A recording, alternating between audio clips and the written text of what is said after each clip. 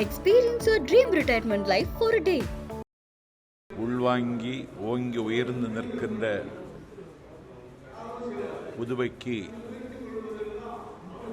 நபிநாதர் ஸல்லல்லாஹு அலைஹி வஸல்லம் அவர்களின் பிறந்தநாள் பெருவிழாவில் உரையாற்றுவதற்கு இன்று நான் வந்திருக்கிறேன். இந்தியாவில் சமூக நல்லிணக்கத்திற்கும் சமய சகிப்புத்தன்மைக்கும் ஒரு ஆபத்து வந்திருக்கிற முக்கியமான காலகட்டத்தில் ஒரு சகோதர சமயத்தை சார்ந்த நாஞ்சில் சம்பத் மீலாது விழாவில் உரையாற்றுவது அவர்களுக்குரிய அங்கீகாரத்தை நாம் அளிப்பதன் மூலம்தான் இந்த மண்ணில் சகோதரத்துவத்தை நிலைநாட்ட முடியும். இந்திய துணைக்கண்டத்தினுடைய விடுதலை போராட்டத்தின் வீர வரலாற்றில் விலா எலும்புகளால் வீர வரலாறு எழுதியவர்கள் இஸ்லாமிய பெருமக்கள். இந்தியாவினுடைய சுதந்திரத்தை தீர்மானித்தவர்கள் இஸ்லாமியர்கள். அவர்கள் சிந்திய இரத்தம், அவர்கள் கொடுத்த விலைதான் இன்றைக்கு நாம் அனுபவிக்கிற சுதந்திரம். அதை ஒரு பொது மேடையில் பேசுவதை விட மீலாது விழா மேடையில் பேசுவது பொருத்தம் என்று கருதித்தான் இந்த பள்ளிவாசலில் இருந்து உசேன் மாமா அழைத்த உடனே இந்த நிகழ்ச்சிக்கு நான் ஒப்புக்கொண்டேன்.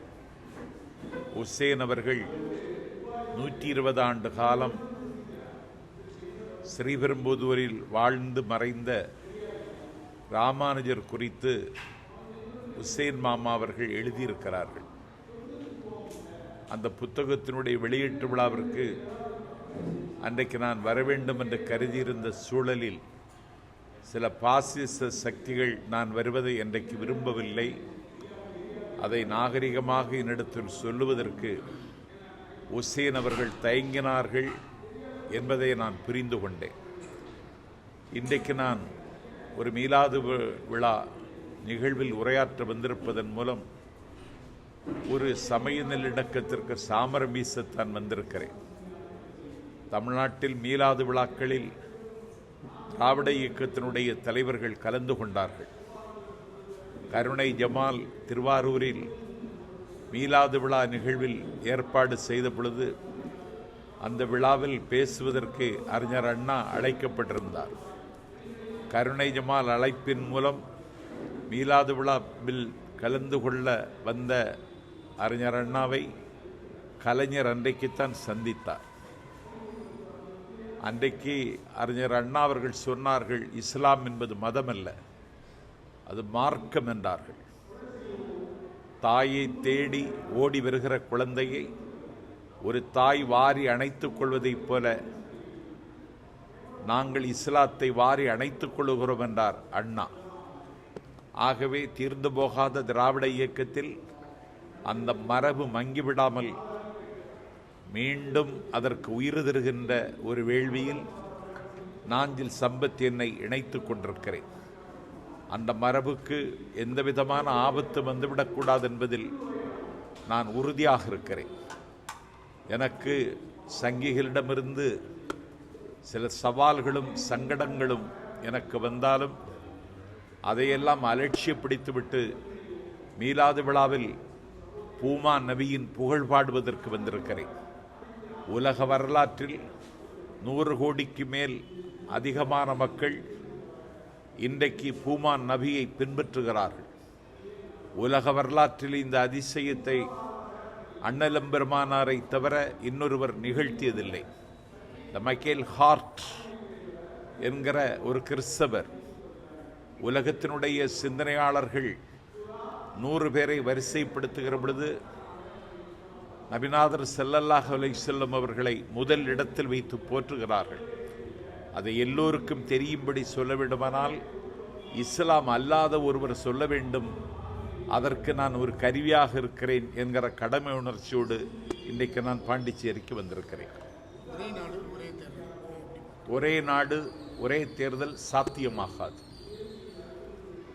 சாத்தியப்படுத்துவதற்கு அவர்கள் முயற்சித்தால் இந்தியா ஒன்றாக இருக்காது என்று நான் எச்சரிக்க விரும்புகிறேன்.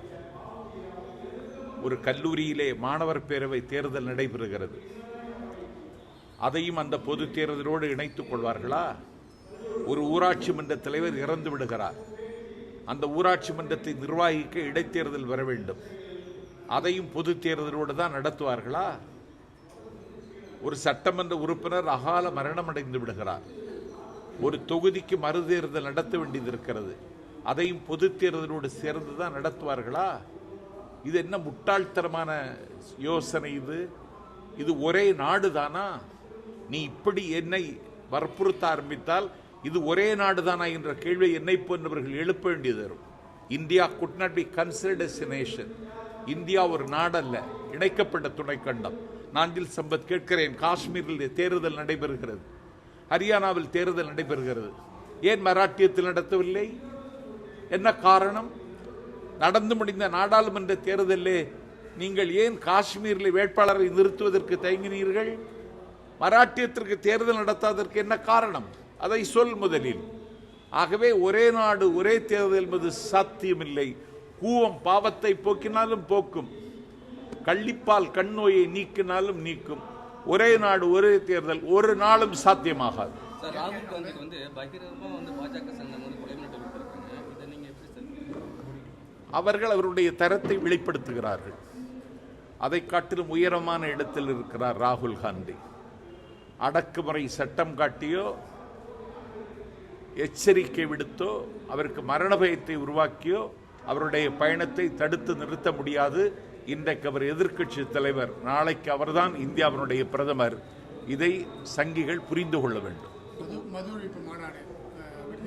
மது ஒழிப்பு மகாநாடை விடுதலை சிறுத்தைகள் அக்டோபர் திங்கள் 2 கள்ளச்சாராயத்தில் சாவை சந்தித்த கள்ளக்குறிச்சியில் நடத்துகிற திருமாவளவன் முன்னெடுக்கிற அந்த மகாநாடு மகத்தான வெற்றி பெறும். வெற்றி பெறுவதற்கு நான் வாழ்த்துகிறேன். ஏனென்றால் 2 லட்சம் பெண்களை அவர் திரட்டுகிறார். தோழமை கட்சிகளை அழைத்திருக்கிறார். ஒரு இந்தியா கூட்டணியில் அங்கம் பெற்றிருக்கிற கட்சிகள் மட்டுமல்ல, ஜனநாயக சக்திகள் அனைவரும் வாருங்கள் என்று அழைப்பு விடுத்திருக்கிறார். தமிழ்நாட்டில் ஒரு போதை ஒழிப்புக்கு ஒரு இயக்கம் நடத்த வேண்டிய அளவுக்கு போதையில் புதைந்து கொண்டிருக்கிற தமிழ்நாட்டை மீட்டெடுக்க வேண்டும் என்கிற சமூக பிரச்சனையோடு திருமாவளவன் எடுத்திருக்கிற இந்த முயற்சி நாம் எல்லோரும் ஒத்துழைக்க வேண்டும் என்று கேட்டுக்கொள்கிறேன்.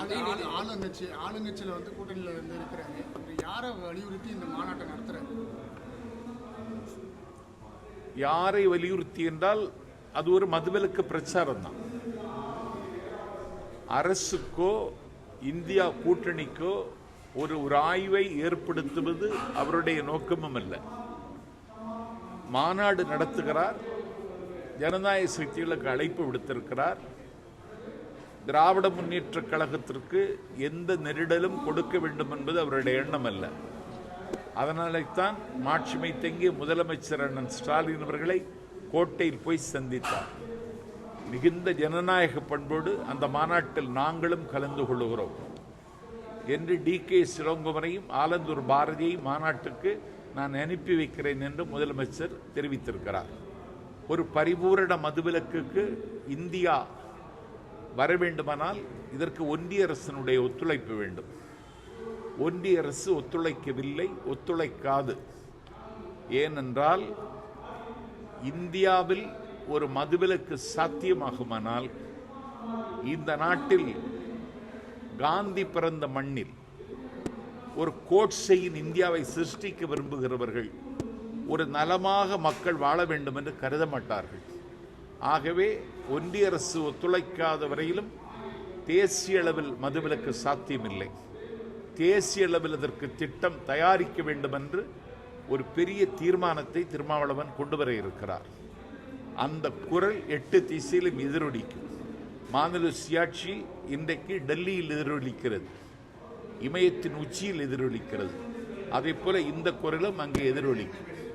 மதுவிலக்கை சாத்தியப்படுத்துவதற்கான முயற்சியினுடைய தொடக்கம் இது, அதற்கான ஒத்திகை இது. தொடர்ந்து அந்த பயணத்தை திருமாவளவனும் மேற்கொள்ள வேண்டும், நானும் மேற்கொள்ள வேண்டும். நாம் அனைவரும் மேற்கொள்ள வேண்டும். சார், உதயநிதி வந்து துணை முதலமைச்சர் வந்து ஒரு பக்கம் ஆதரவு இருக்கு, ஒரு பக்கம் எதிர்ப்பும் தெரிவிச்சிருக்காங்க. யார் சீமான் போன்றவர்கள்லாம் வந்து எதிர்ப்பு தெரிவிக்கிறாங்க. இதை வந்து நீங்கள் உங்களுடைய கண்ணோட்டத்தில் எப்படி சார் பார்க்குறீங்க? சீமான் பிஜேபியினுடைய கைக்கூலி. அவன் கூலிக்கு மாரடிக்கிற ஒரு தற்குறி. உதயநிதி ஸ்டாலின் ஒன்றும் கிள்ளுக்கீரை அல்ல. உதயநிதி ஸ்டாலின் மக்களால் தேர்ந்தெடுக்கப்பட்ட திருவல்லிக்கேணி சேப்பாக்கம் தொகுதியின் சட்டப்பேரவை உறுப்பினர், 1000 பிறைகின்ற திமுகவின் இளைஞரணி செயலாளர்.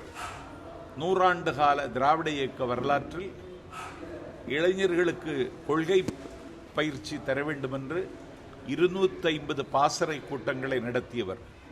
திராவிட முன்னேற்றக் கழகத்தின் இளைஞரணியில் 1,00,000 உறுப்பினர்களை சேர்த்தவர். நீட்டுக்கு எதிரான வேள்வியில் பொதுமக்களிடம் 1,00,000 பேரிடத்தில் கையெழுத்து வாங்கி குடியரசுத் தலைவரிடம் கொடுத்தவர்.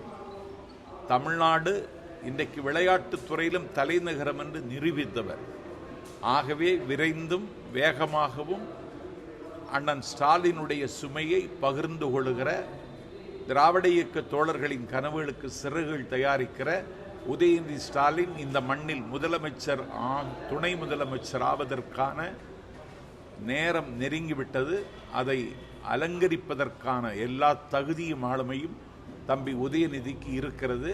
ஆகவே சீமானை போன்ற காட்டி கொடுக்கிற கயவர்களின் குற்றச்சாட்டை நாங்கள் அலட்சியப்படுத்துகிறோம். விஜய் கட்சி ஆரம்பிச்சிருக்காரு, மாநில மாநாடு நடத்த திட்டமிட்டிருக்காரு, தள்ளி போயிட்டே இருக்கு. இப்போ மறுபடியும் மீண்டும் தேதி அறிவிச்சிருக்காரு, எப்படி பார்க்குறீங்க? 27ஆம் தேதி அறிவித்திருக்கிறார். அந்த மாநாடு வெற்றி பெற வேண்டும் என்று நான் விரும்புகிறேன். விஜய்க்கு என்னுடைய வாழ்த்துக்கள். திருப்பதி லட்டில் வந்து விலங்குகளின் கொழுப்பு சேர்க்கப்பட்டது வந்து கடந்த 2 நாளாக வந்து இருக்கிறது பரபரப்பாக இருக்குது. இதை வந்து நீங்கள் எப்படி பார்க்குறீங்க? கிட்டத்தட்ட 84 ஆண்டு காலமாக வந்து லட்டு கொடுத்துருக்காங்க. இப்போ தான் அந்த செய்தி வெளியாகுது. அது எப்படி பார்க்குறீங்க? நெய் எதிலிருந்து வருகிறது? அது விலங்கு இல்லையா? ஆகவே இது ஒரு திட்டமிட்டு செய்யக்கூடிய ஈனத்தனமான பிரச்சாரம். இதிலே கருத்து சொல்வதற்கு எனக்கு உடன்பாடு இல்லை. யாரு? பிஜேபியின் கைக்கூலி. ஜாதிவாரி கணக்கெடுப்பு நடத்த வேண்டும்.